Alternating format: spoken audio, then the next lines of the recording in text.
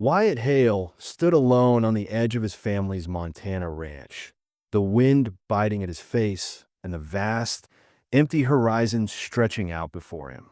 At 34, he was a man who had everything a man could want: wealth, land, and a reputation as a cattle baron who had built his fortune from the dirt of the Montana plains. But none of that had filled the hollow, aching side of him. The grief that had settled into his bones 6 months ago when his mother, Margaret, passed away.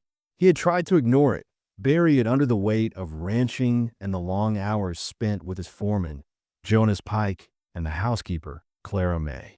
But the house, once warm and full of life with his mother's laughter, now felt like a tomb. Wyatt could feel the walls closing in on him, but he was too proud to admit it. Clara May, however, wasn't fooled. She had seen it, the deep, gnawing emptiness in Wyatt that he refused to acknowledge. And she had a plan. She had watched the days slip by, each one colder and lonelier than the last. With a concerned sigh, she had pulled him aside one afternoon in the kitchen, her hands busy with the dishes as she broached the subject. "Wyatt, this ranch needs a woman," she said. "Your mama wanted grandchildren, you know. It's time you considered a wife." Wyatt's response had been firm and quick. "I don't need a wife. I need peace." His mother's passing had broken something inside of him, and the last thing he wanted was a reminder of the woman he had loved so dearly. But Clara wasn't one to take no for an answer. Behind his back, she had placed an advertisement in the newspapers back east, an ad looking for a mail-order bride, a woman who could keep house and take care of the ranch. Wyatt found out about it by accident when he stumbled across a letter from a woman named Virginia Brookfield. The letter was simple, modest, and well-written, with no airs of romanticism or flowery language. "I seek refuge more than romance," it read. "I offer competence and gratitude." Something in the words struck Wyatt in a way he hadn't expected. There was a vulnerability in her honesty, a stark contrast to the cold, businesslike arrangement Clara had set up. But there was also something that made him uneasy. The phrase, "escaping difficult circumstances," lingered in his mind. What kind of difficult circumstances could a woman like this have fled from? The letter gave no details, no answers, and that only added to the mystery. He wrestled with the idea for days, torn between his pride and the growing loneliness that gnawed at him. He didn't need a wife, not really, but he couldn't deny the creeping sense of isolation that was slowly driving him mad. So, in the end, he accepted. He didn't want to admit it, but he knew he couldn't keep living this way, in a house filled with ghosts, his mother's memory, the lingering silence of her absence. He sent a telegram. Arrangement accepted. Arrived by month's end. The night Virginia's letter arrived was cold and still. Wyatt stood on the porch of the ranch house, staring out at the endless Montana night, wondering who this woman really was. But what he didn't know, and what he couldn't have known, was that the woman boarding the westbound train wasn't Virginia Brookfield at all.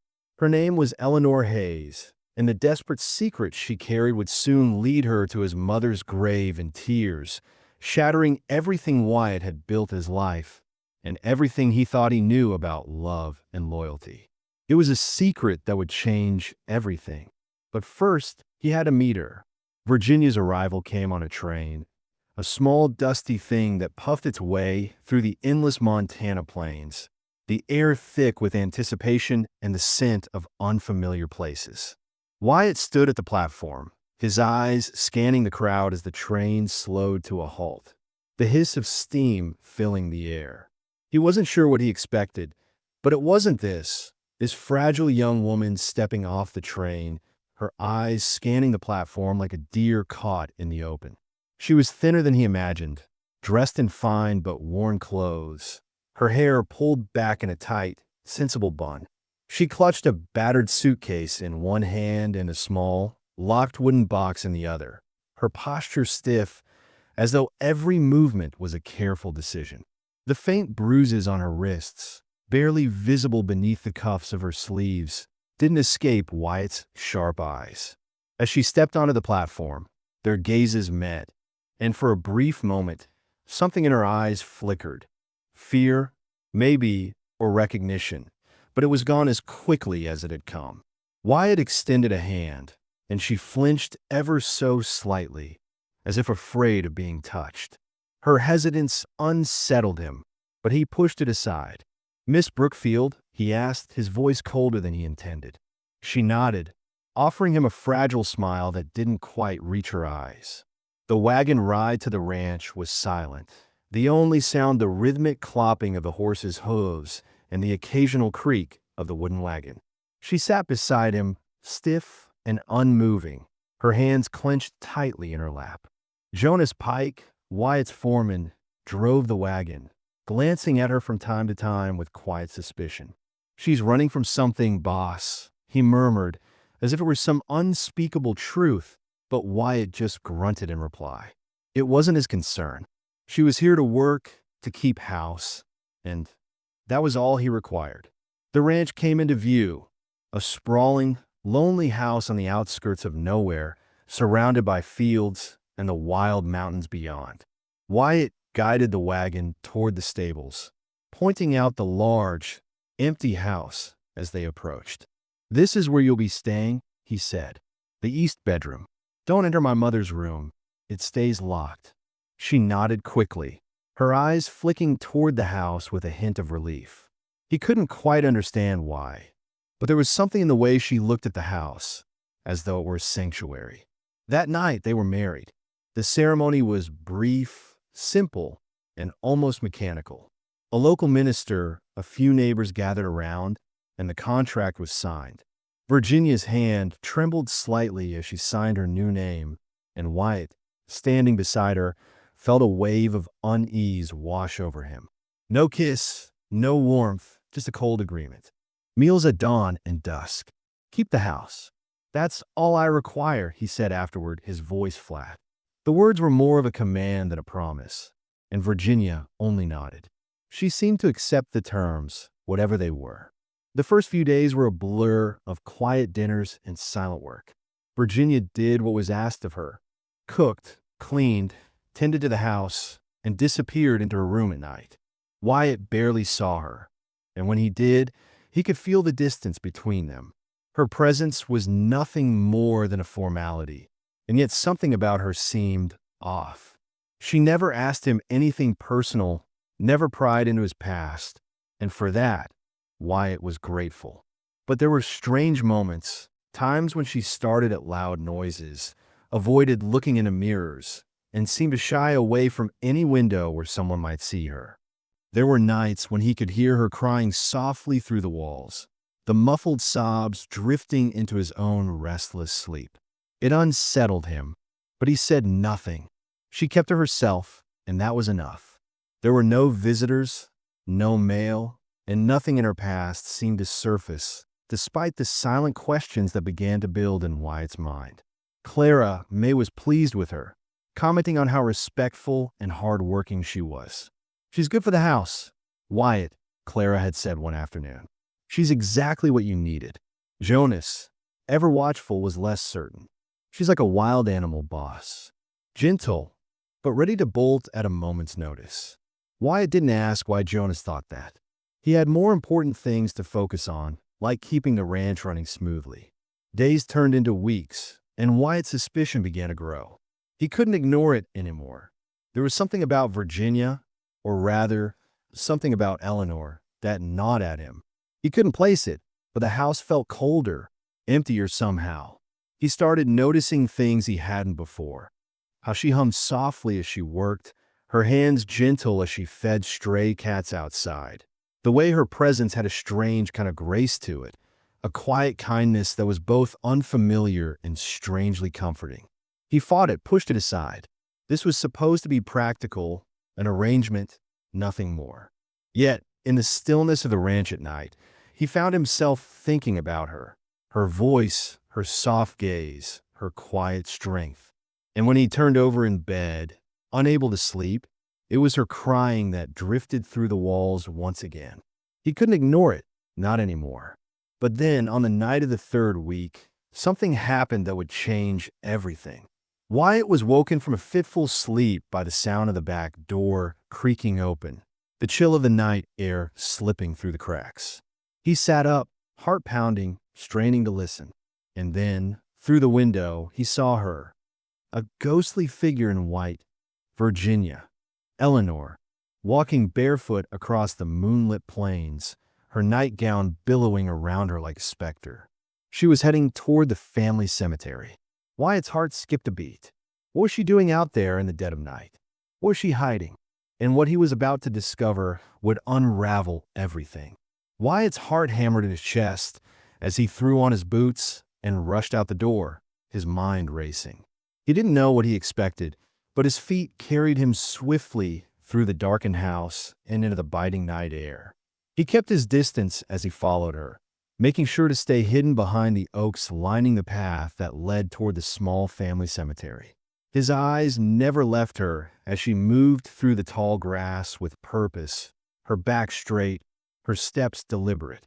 Every part of him screamed to call out, to demand to know what she was doing, but he stayed silent, knowing better than to reveal his presence just yet. He couldn't understand it.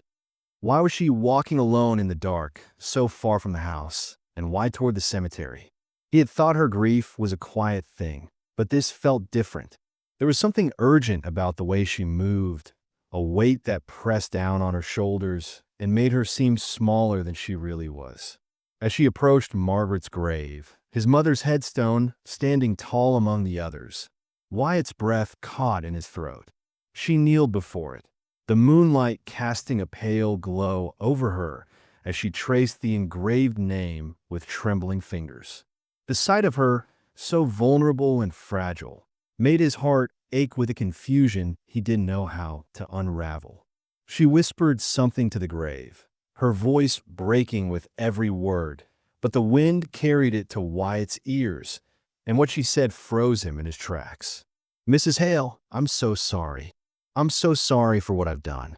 He felt a sharp pang in his chest at the mention of his mother, but his confusion deepened as Virginia, Eleanor, continued to speak, her words barely above a whisper. "Your son deserves honesty.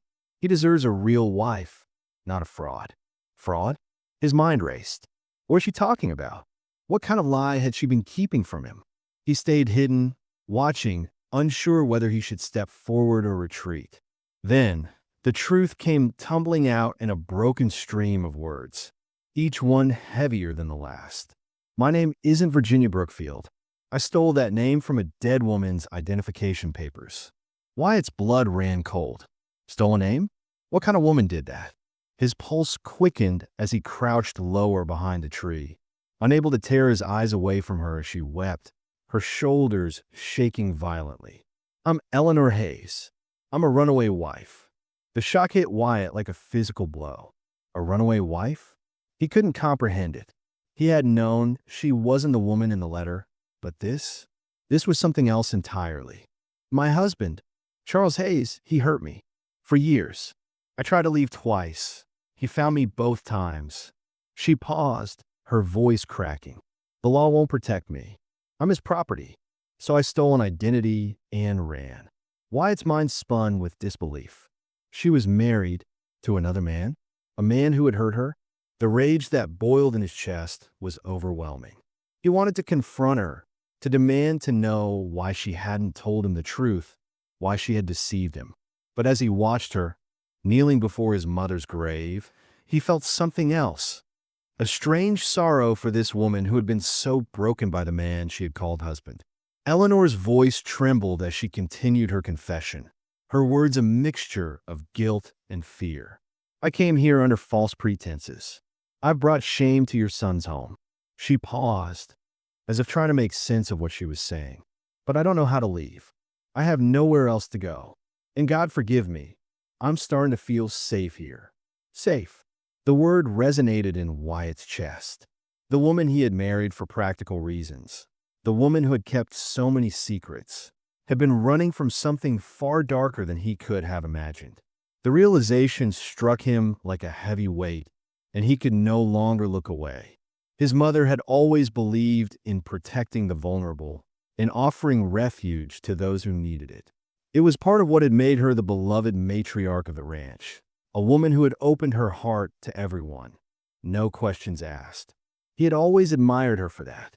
And now, in the dead of night, this woman, this Eleanor, had come to his mother's grave to confess a truth she could no longer keep hidden.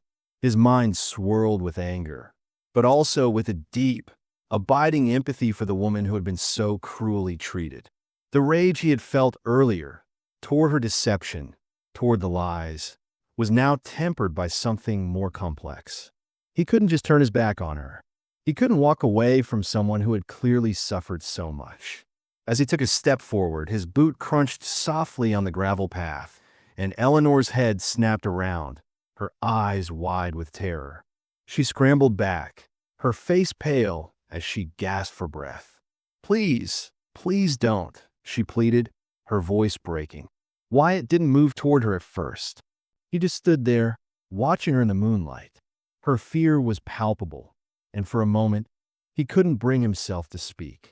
She had just told him everything, her raw truth laid bare in front of him, and he had no idea what to say in return. But as she sat there, trembling, he could feel the weight of the moment press down on both of them. He couldn't turn away from this. He couldn't turn away from her. "Who are you?" "Really?" he asked, his voice colder than he intended. She shook her head, her body stiff with terror, and for a moment she said nothing. Then, with a resigned sigh, she answered, her voice barely audible. "My name is Eleanor Hayes. I ran from Boston. Everything else I told you was a lie." The words hung in the air between them, a shattering truth that sent a ripple through the very foundation of everything Wyatt had believed about their marriage. But there was no anger in his heart now, just a deep, hollow sadness that he couldn't shake. She had been so lost, so desperate, and here she was, alone in the dark, confessing her sins at the grave of a woman she had never even met. Wyatt exhaled slowly, his hands clenched at his sides. "How long?" he asked, his voice thick with emotion. 5 years, she whispered, the pain in her voice unmistakable. "Since I was 19. The words struck him like a blow. She had been so young, trapped in a nightmare that she couldn't escape from. He thought of his own mother, Margaret, who had endured so much pain at the hands of his father.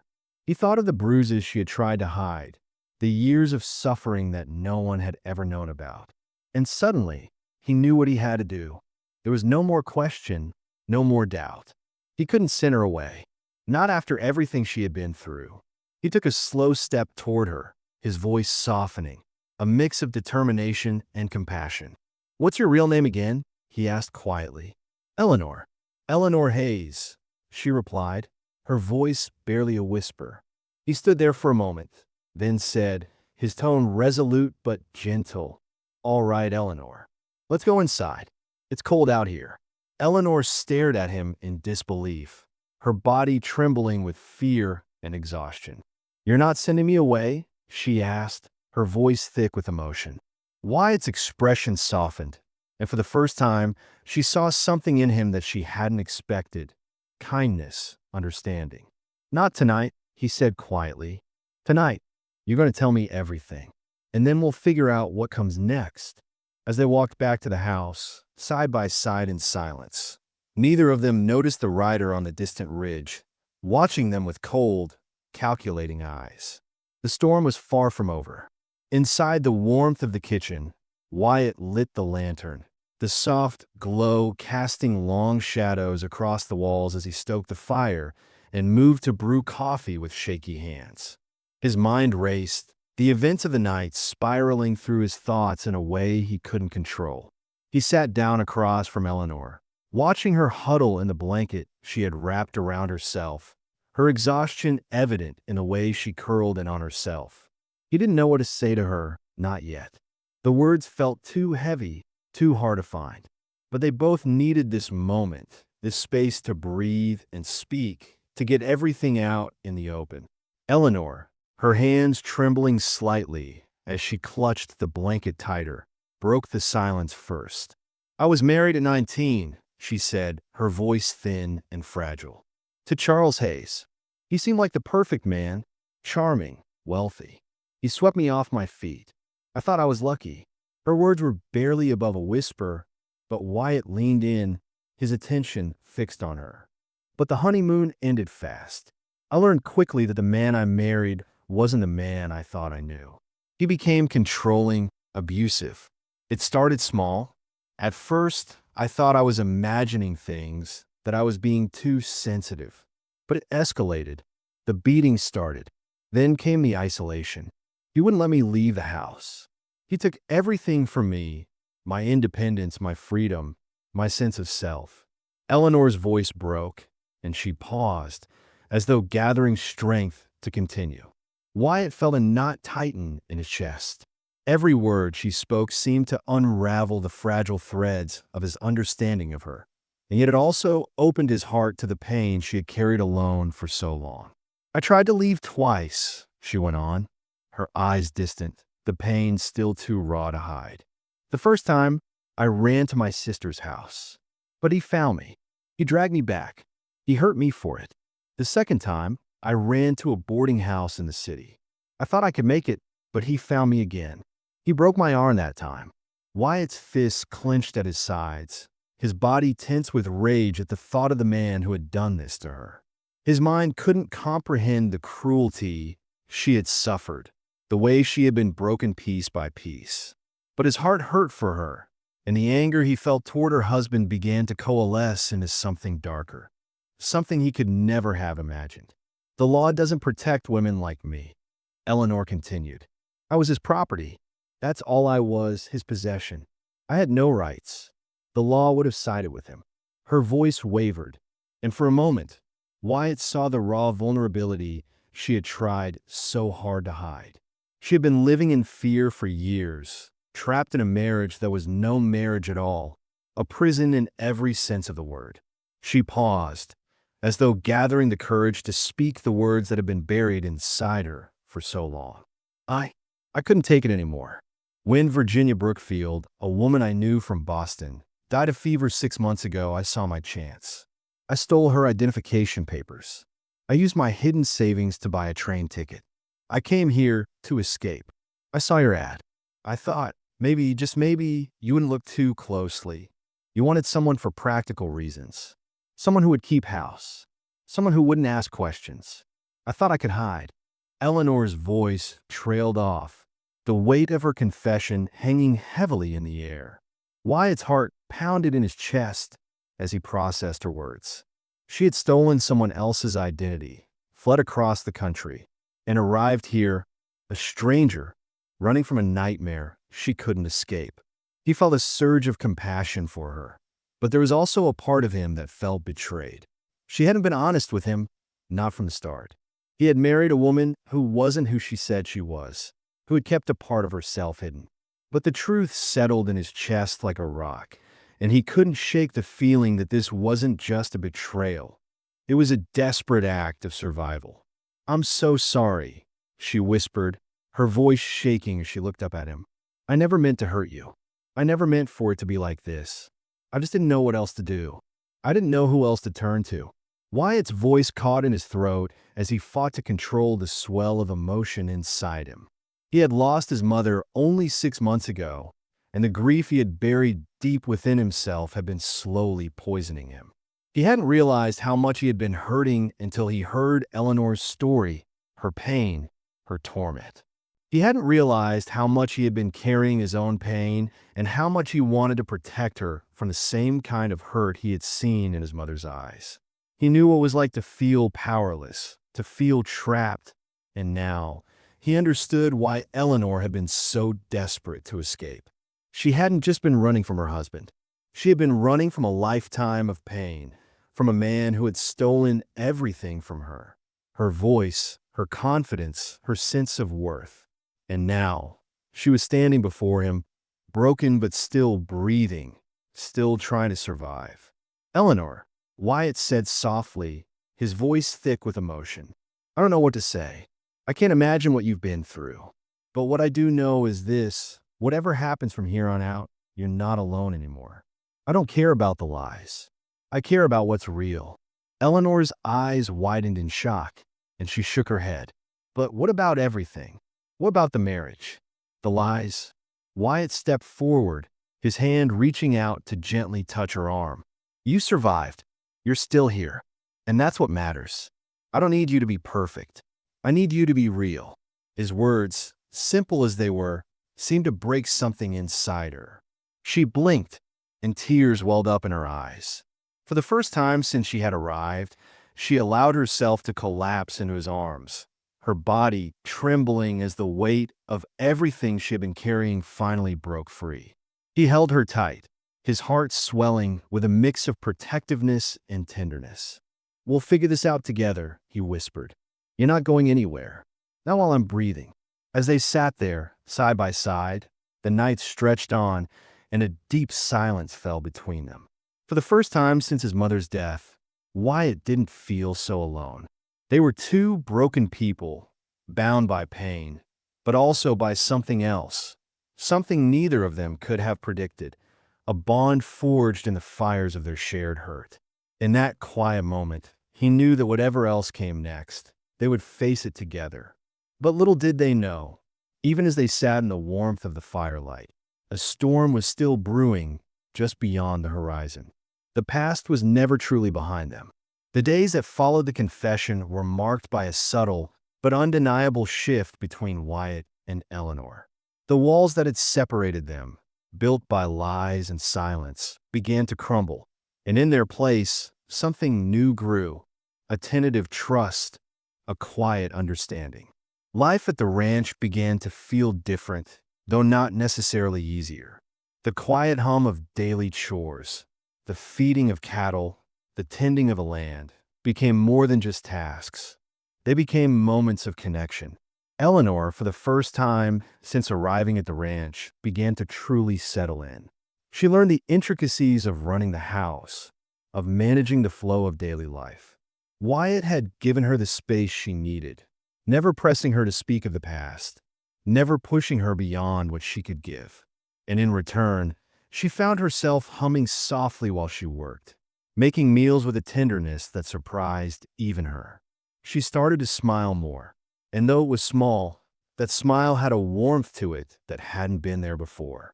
It was almost like she had begun to trust that she could be herself, here with him, and that maybe, just maybe, the world wasn't as threatening as it had once seemed. Yet there were moments when the weight of what Eleanor had escaped from crept into her thoughts. At night, she sometimes awoke with a start, her breath shallow and her body trembling, memories of Charles Hayes' cruelty flashing through her mind like ghosts. Wyatt had heard her, heard the soft sobs through the thin walls of their shared home. But when he would try to approach, she would retreat into herself, as if trying to distance herself from the vulnerability she feared showing him. But he didn't push. He simply let her be. The tension between them, however, did not go unnoticed. Jonas, ever the observant foreman, had caught on to the change, as had Clara May. The house, once a place of cold silence, now seemed to hum with an unfamiliar life. Clara May, with her sharp eyes and knowing smile, remarked one day, "You two are finally acting like a proper married couple." There was something in her voice, amusement, maybe, or perhaps a hint of approval. Jonas, too, had begun to notice the shift, but his words were more direct, his eyes narrowing with a mixture of curiosity and concern. "Boss," he said one evening as they were tending to the cattle, "you're smiling more. Didn't know your face could do that." Wyatt had merely grunted in response, unwilling to admit that, yes, he had started to smile more, especially in the presence of Eleanor. He fought it, of course, fought the growing awareness that he was beginning to care for her in a way that went beyond mere practicality. He had married her out of necessity, out of loneliness, but now he found himself questioning his own emotions, uncertain of where he stood. The more time he spent with her, the more he noticed the little things. The way she would run her fingers through her hair absent-mindedly when she was lost in thought. The way her voice would soften when she spoke to the animals. The way she would hum under her breath as she worked in the kitchen. He found himself noticing her in ways he hadn't before. and he didn't know what to do with those feelings. Eleanor, for her part, found herself noticing him too. She noticed the way he would stand tall, his posture rigid, as if carrying the weight of the entire ranch on his shoulders. She noticed the gentleness in his touch when he cared for the horses, the quiet strength in his presence when he walked into a room. And though she had tried to keep her distance, to keep her heart locked away, she couldn't deny the pull she felt toward him. He had been her protector in ways she hadn't anticipated. But with that protection came a new fear. Fear of what would happen when the truth of her past inevitably came to light, when her husband would come looking for her. And she knew he would come.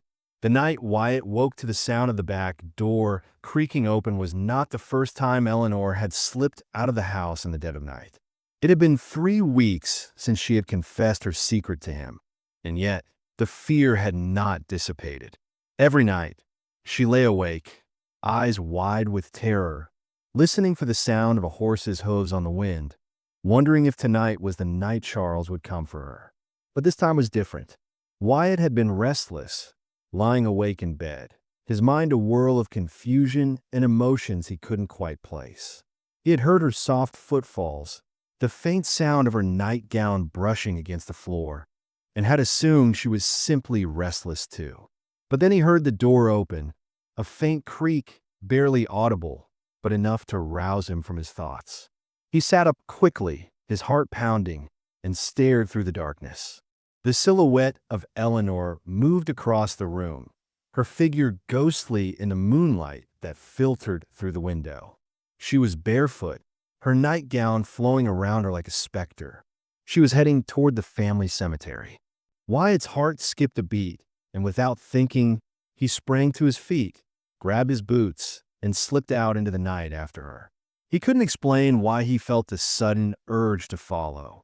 Maybe it was the fear he had seen in her eyes, the unspoken terror that had been lingering between them for weeks. But he couldn't stay behind. Not this time. He followed her through the tall grass, keeping his distance, careful not to alert her to his presence. She moved with a purpose, her head down, her steps steady but urgent. The moonlight painted her path, casting long shadows across the open plains. As they approached the cemetery, Wyatt's pulse quickened. She was kneeling before the grave of his mother, Margaret Hale's headstone, her hands trembling as she traced the letters carved into the stone. And then, in the stillness of the night, Wyatt heard her whisper, a soft confession that broke his heart. "Mrs. Hale, I'm so sorry. I didn't mean for it to be like this. I never wanted to lie, but I didn't know what else to do." The words were a plea, a desperate cry for forgiveness, and Wyatt felt a pang of guilt in his chest. He hadn't realized until now how deeply Eleanor's past had weighed on her, how it had shaped the woman she had become. She was broken, yes, but she was also strong in ways he hadn't understood before. And as much as he wanted to demand the truth from her, to force her to explain everything, he knew, in that moment, that the truth had already been laid bare. Eleanor's past was one of pain, of suffering, and it was a past that neither of them could change. But the future was still theirs to shape, and for the first time, Wyatt felt the burden of his own grief begin to lift. He wasn't sure what tomorrow would bring, but he knew one thing for certain. Eleanor was no longer just a woman he had married out of necessity. She was someone he would fight for. She was someone he had come to care for, deeply, despite everything. He watched her for a moment longer, wondering if she could feel his presence, before taking a step forward, his boots crunching softly on the gravel. Eleanor froze. Her eyes shot up, and she gasped, her breath catching in her throat. Wyatt stepped into the moonlight, his voice low and steady.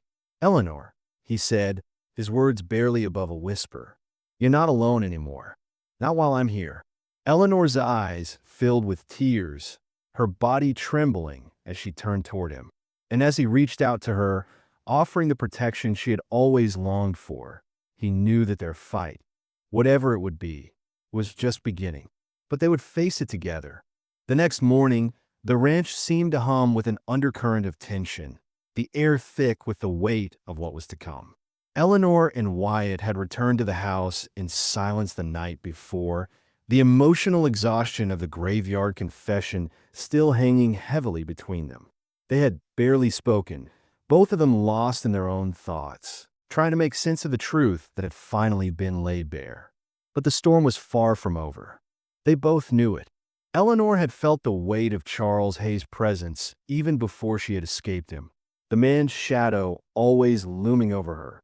And now, after 3 weeks of false security, the past had come rushing back with all the fury of a summer storm. Every nerve in her body was taut with fear as she went about her duties that morning, her hands trembling as she prepared breakfast, her mind constantly wandering back to the day Wyatt had found her at Margaret's grave, to the night she had confessed the truth. She couldn't shake the feeling that Charles was close, that he had finally found her, and she couldn't let Wyatt face him alone. He didn't deserve to be dragged into the mess that was her life. She had come to love him, despite the lies that had started it all, but there was a part of her that still believed she was a threat to him, someone who could bring nothing but pain. When Wyatt finally stepped into the kitchen, his face was grim, the quiet strength he usually carried now edged with something darker. Eleanor looked up, her breath catching in her throat. He didn't have to say a word for her to understand. "He's here, isn't he?" she whispered, her voice thick with fear. Wyatt nodded, his jaw tight. "He's on the ridge, just outside the ranch. He's brought 2 men with him." Eleanor's blood ran cold, and her stomach twisted in knots. She had known this moment was coming, had known it was only a matter of time before Charles would track her down. Her mind raced, replaying every moment she had spent running, every decision she had made to get this far. She could run again, she thought, but this time she couldn't do it alone. Not again, not while Wyatt was here. She felt a fierce, protective warmth flood her chest as she looked at him. He wasn't just her husband by contract anymore. He had become her protector, the one person who had shown her kindness when she didn't think she deserved it. And now he was the one standing between her and a man who would stop at nothing to take her back. "I'm not leaving," she said, her voice stronger now, though the fear still lingered in her eyes. Wyatt's gaze softened, but he didn't argue with her. Instead, he stepped closer, his hand reaching out to grasp hers. "You're not alone in this, Eleanor," he said firmly. "We'll face him together." They both knew it wasn't just Charles they were facing. It was everything he represented.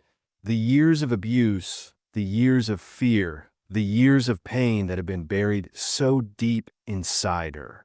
And now, with Wyatt at her side, Eleanor was ready to confront that dark past, no matter the cost. The ranch was quiet as they walked outside, the morning sun casting long shadows on the land, but the silence between them was heavy with anticipation. Jonas was already outside, his gaze fixed on the horizon where the figure of a man and 2 others were silhouetted against the brightening sky. The ranch hands had gathered, standing in line, ready to defend what was theirs. It wasn't just a matter of property anymore. It was about standing up for what was right, for protecting the woman who had come to mean more than he had ever expected. Charles Hayes was no longer just a distant figure from Eleanor's past. He was here, and Wyatt would not let him destroy the peace they had built. As Charles and his men drew closer, Wyatt squared his shoulders, his stance widening as he prepared for whatever was about to unfold. The air felt charged, the tension palpable, and Eleanor could barely breathe as the 3 men approached.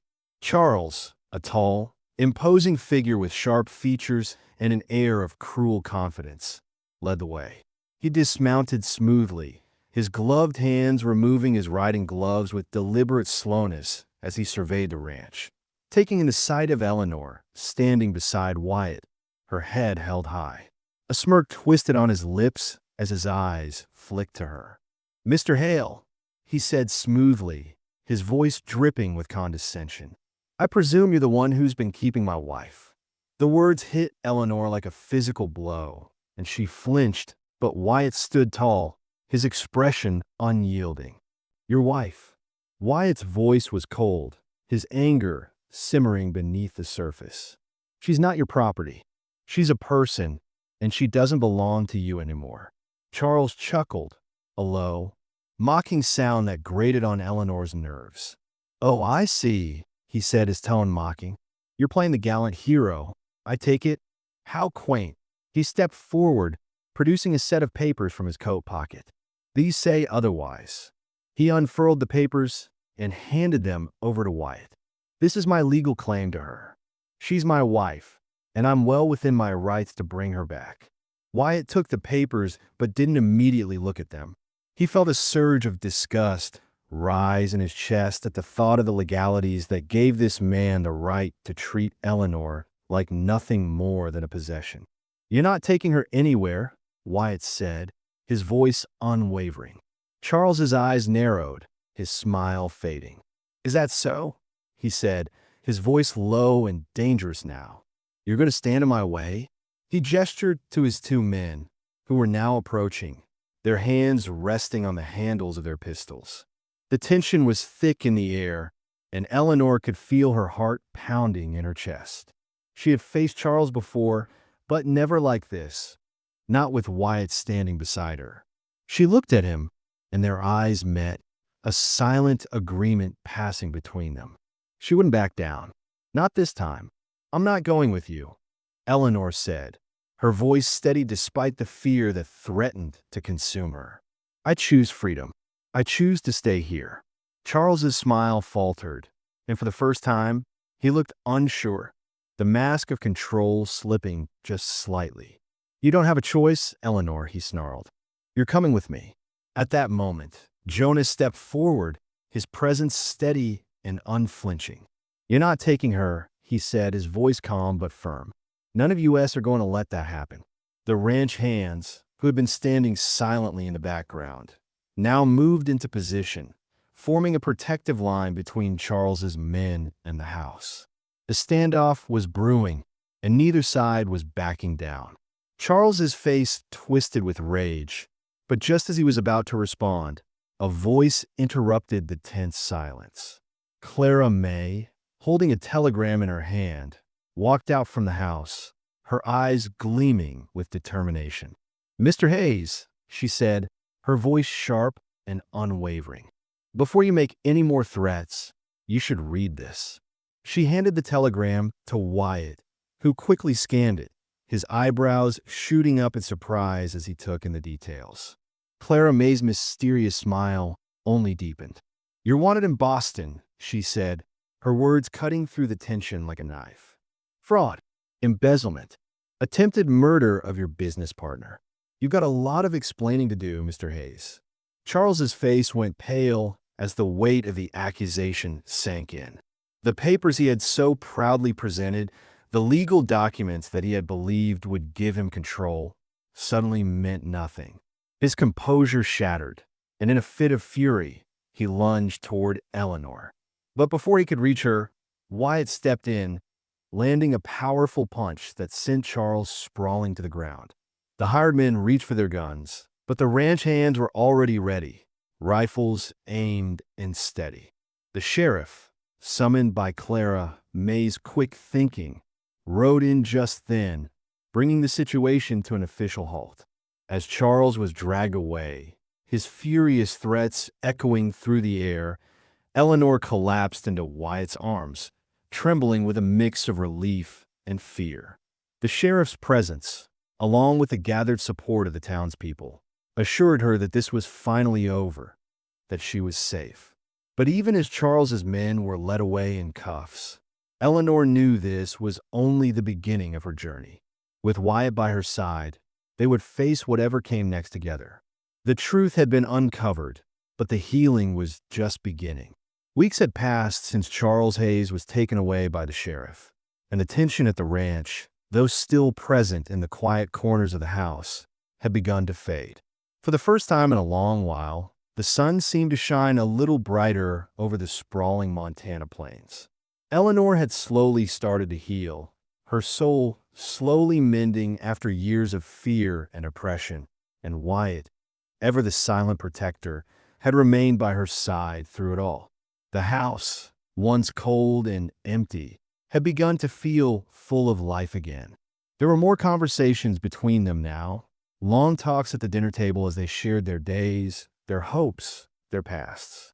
It wasn't just the business of ranching that connected them anymore. They had found a deeper understanding of each other, a bond forged from shared vulnerability and quiet, unwavering support. It wasn't perfect.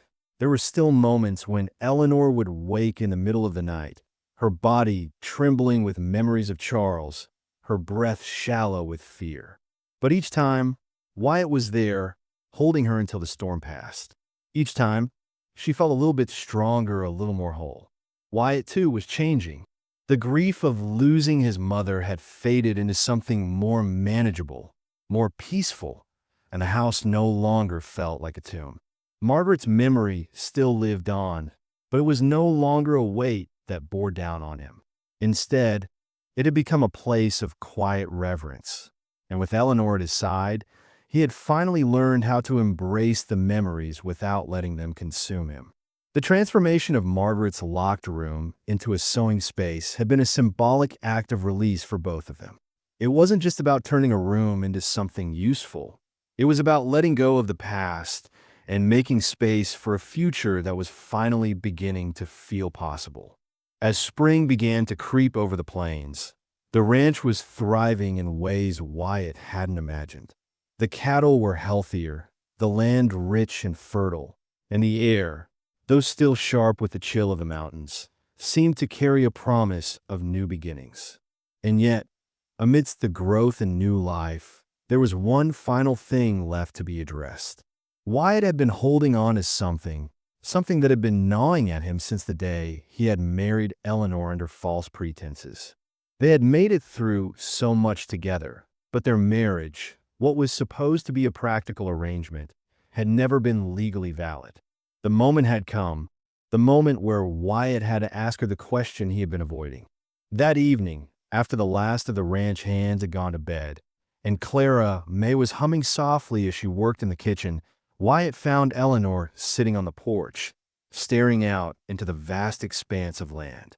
The golden hues of the setting sun bathed everything in a soft, almost dreamlike light, and for a moment, it felt like the world had stopped moving. He walked over to her slowly, his footsteps quiet on the wooden floorboards. "Eleanor," he began, his voice hesitant as he sat beside her. "There's something I need to say, something I should have said a long time ago." She looked up at him, her eyes soft, but there was a faint sadness there, too, as though she knew what was coming. He took her hand in his, the warmth of her skin grounding him. "When I asked you to marry me," he continued, "I did it out of necessity. I didn't expect anything to come of it, but somewhere along the way, somewhere in the last few weeks, you stopped being just an arrangement. You became something more to me. Someone more." He paused, struggling to find the right words. The truth was, he had never expected to feel this way, had never expected to care about her beyond the walls of their practical arrangement. But now, with the world beginning to settle, with the fear of Charles behind them, Wyatt knew one thing for certain. He didn't want to continue living a lie. "I don't want you to be my wife because of an arrangement anymore," he said, his voice thick with emotion. "I want to marry you again, the right way, under your real name, with no lies between us. Not because we're desperate, but because we've built something real here." Eleanor's eyes filled with tears, and she looked at him, her hand squeezing his. "Wyatt, I never thought I'd have a chance at a life like this. I thought I was broken, that I was beyond redemption. But you," she cut herself off, her voice thick with emotion. "You've shown me what it means to be whole again. You've shown me that love doesn't have to be cruel, that it doesn't have to come with fear. I love you. I love you so much, and I would marry you 1,000 times over." Wyatt exhaled slowly, a smile tugging at his lips as he leaned forward, brushing a strand of hair from her face. "So, what do you say, Eleanor Hayes?" She smiled, tears running down her cheeks as she nodded. "Yes," she whispered. "Yes, 1,000 times yes." They kissed then, not with the desperation of the past, but with the kind of slow, tender love that had been building between them for weeks. It wasn't just a kiss, it was a promise that no matter what came next, they would face it together. The days that followed were a blur of excitement, as the entire town rallied around them, helping to prepare for the wedding they both knew was long overdue. Clara May, of course, was overjoyed, practically bursting with pride at the thought of the new life they were starting together. Jonas, too, was all smiles, teasing Wyatt about finally finding a woman who could keep him in line. The town preacher, who had married them the first time, agreed to perform the ceremony again, this time with no secrets, no lies. It was a simple affair, but one filled with more love than either of them had ever expected. Eleanor wore a dress made by the women of the town, simple but beautiful, and Wyatt, standing at the altar, couldn't help but marvel at how far they had come. As they exchanged vows, Eleanor's voice was steady and strong, a reflection of the woman she had become. Eleanor Hayes, she said, her eyes locked with Wyatt's. Take you, Wyatt Hale, as my husband, not out of necessity, but because I love you, with all that I am and all that I will be. Wyatt's voice broke slightly as he spoke his vows. Wyatt Hale, take you, Eleanor Hayes, as my wife. Not because I need someone, but because I found something with you that I never thought possible. I love you, Eleanor. Their kiss was not just a promise of the present, but a vow for the future. It was a new beginning. The celebration that followed was simple but joyous. The whole town coming together to witness the union of two people who had found something that neither of them had ever expected. The first dance was held on the porch, the evening air cool but filled with the warmth of love and friendship. Wyatt held Eleanor close, her head resting against his chest as they swayed to the music. If we have a girl, he murmured, can we name her Margaret? After my mother? Eleanor smiled, her heart full. I think she would have liked that, she said softly.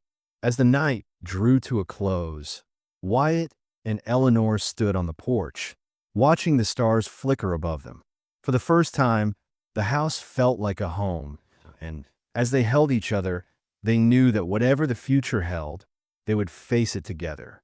The shadows of the past had been left behind, and in its place stood a future full of possibilities. For both of them, it had been a long road, but now, finally, they were free.